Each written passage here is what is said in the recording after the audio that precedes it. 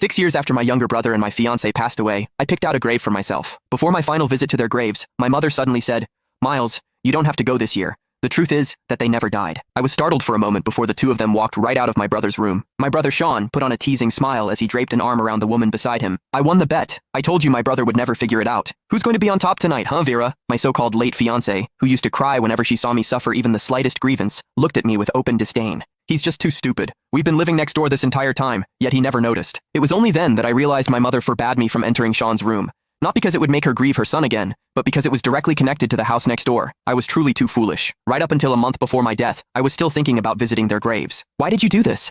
I suppressed the trembling in my body, asking Vera with red-rimmed eyes. After so many years, she was no longer gentle and sweet. Her gaze was cold and detached.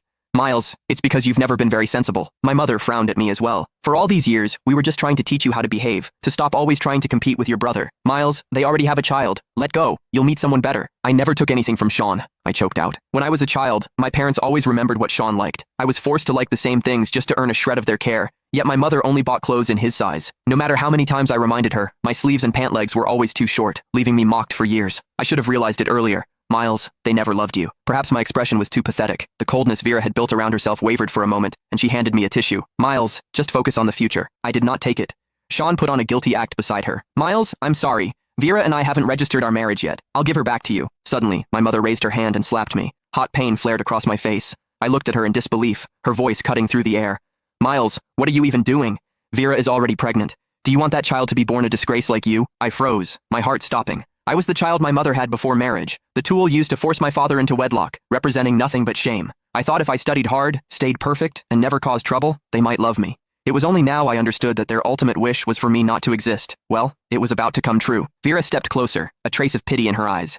"Miles, we can still be friends. Sean and I will take good care of you." I backed away. "Don't touch me." 6 years of suffocating guilt. Every All Souls Day, I had wept at their graves, apologizing for a tragedy that never happened. Even my parents had helped them stage this performance. I looked at my mother.